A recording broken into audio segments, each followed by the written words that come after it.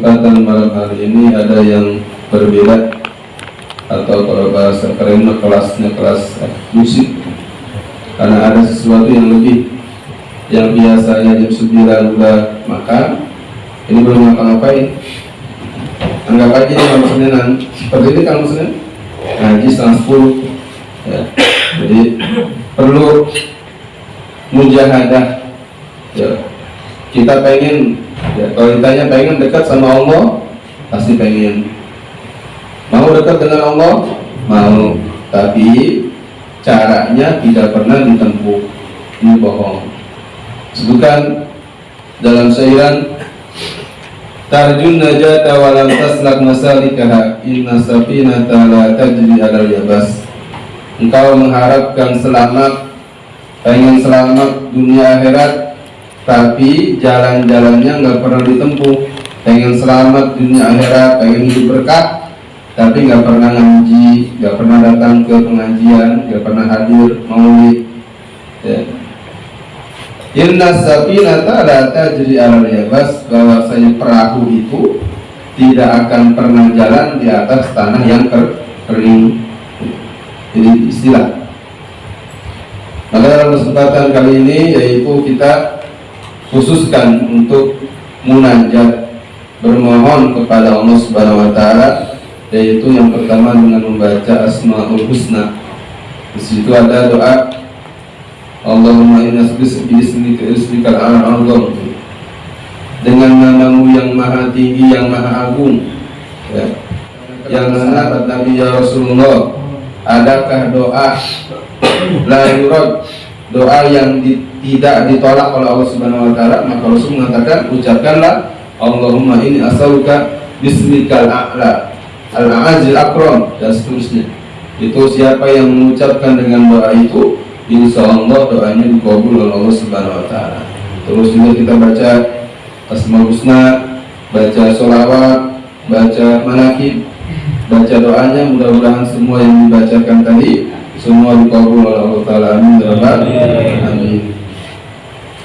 Tanpa mengurangi nilai daripada majelis taklim, maka kita sedikit menjelaskan tentang manakib daripada Sayyidi Syekh Abdul Qadir Al-Jailani qaddasallahu sirrahu aziz. Mudah-mudahan kita diaku oleh beliau sebagai murid sehingga bisa selamat dunia akhirat. Senantiasa dalam artian diaku murid oleh beliau, punya ta'aluk yang betul-betul kepada beliau, seperti beliau dalam ibadah, dalam mujahadah, dalam kesungguhan mengabdi kepada Allah Subhanahu wa taala. Karena tidak ada yang dilihat oleh Allah dari kita itu melainkan pengabdian kita kepada Allah Subhanahu wa taala. Sampai Allah nyatakan wa ma khalaqtul jinna wal insa illa liya'budun.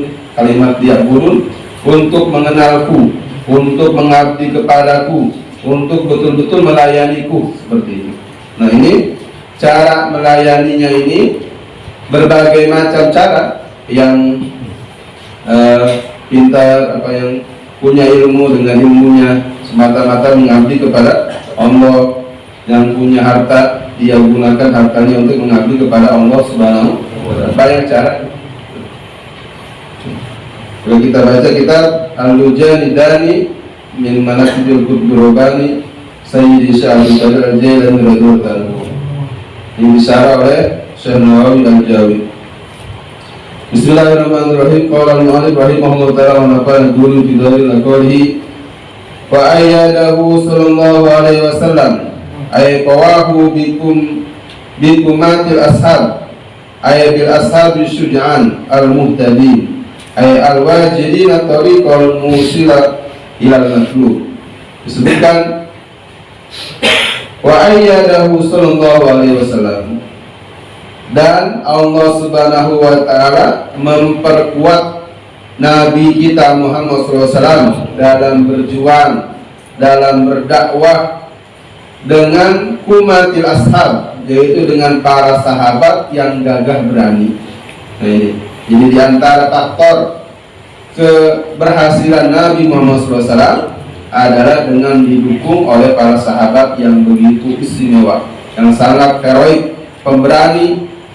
Bahkan disebutkan dalam riwayat ketika akan terjadi perang Badar Kubro, di riwayat Nabi pada malam harinya mengumpulkan sahabat, sehingga Nabi tanya satu persatu. Di situ ada sahabat namanya Miqdad dari kalangan Muhajirin, ya.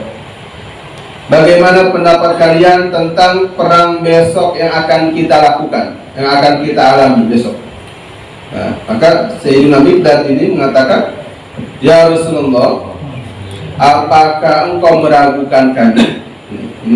Ini pinternya sahabat meluluskan daripada niat Nabi Muhammad SAW. Ya Rasulullah, kami, kata sahabat Miqdad ini, tidak seperti umat Nabi Musa, tidak seperti Bani Israel yang ketika diajak perang oleh Nabi Musa, apa ucapan mereka? Idhab anta wa rabbuka faqatila, pergilah engkau bersama Tuhanmu berdua, udah suruh perang, kami duduk di sini. Itu jawaban Bani Israel kepada Nabi Musa, ya, alaihissalam, ketika Nabi Musa mengajak berperang.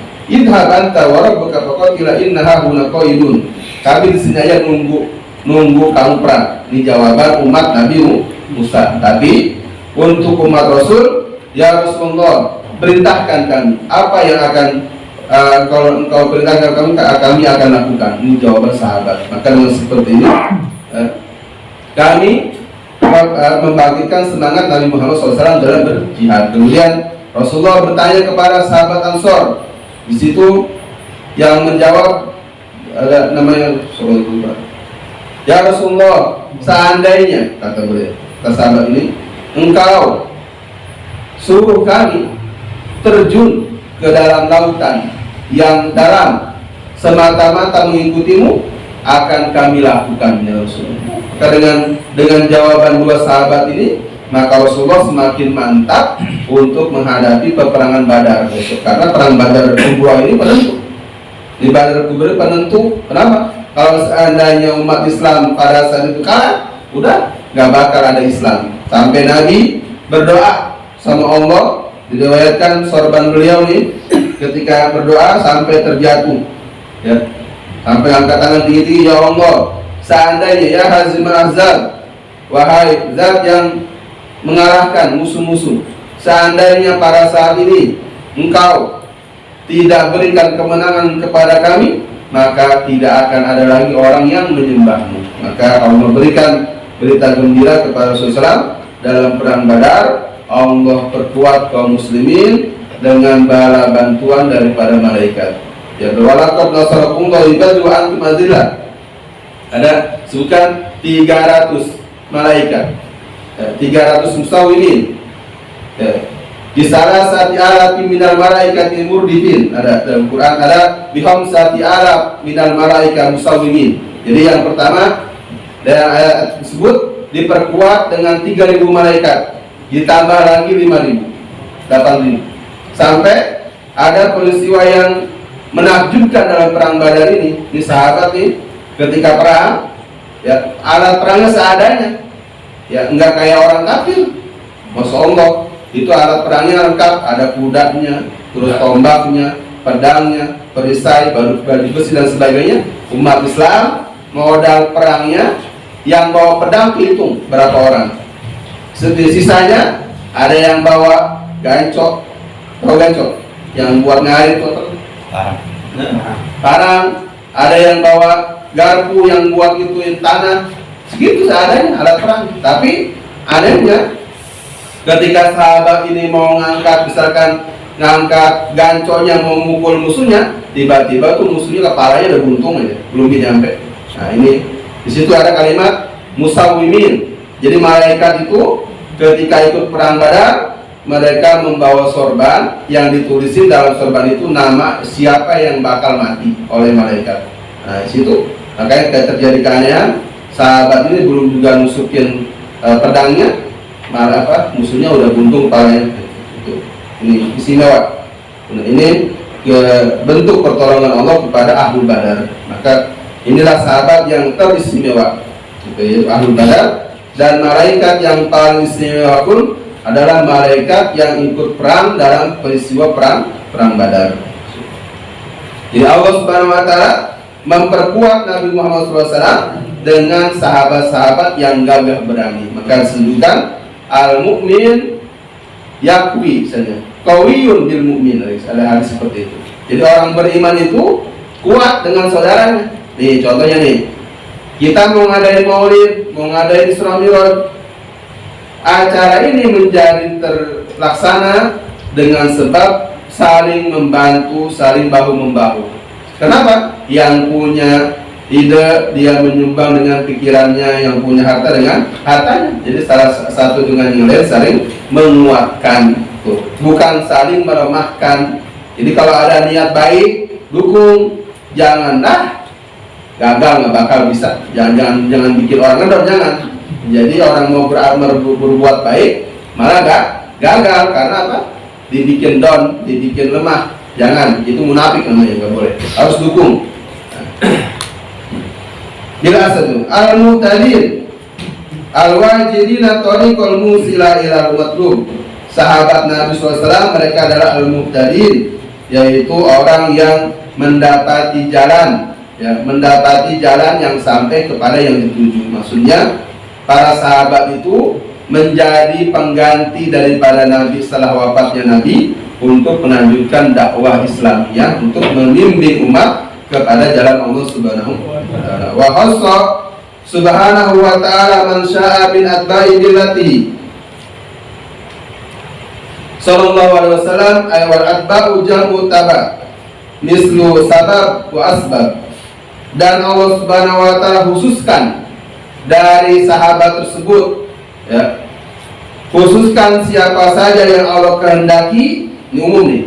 Allah khususkan bagi siapa saja yang Allah kehendaki dari pengikut agama Nabi Muhammad SAW birruqiyyi, yaitu dengan mengangkat derajatnya, ya, mengangkat derajat ila aujil ma'arifi wal haqaiq, kepada tempat yang paling tinggi atau kepada pengetahuan dan hakikat yang tertinggi. Ini umum.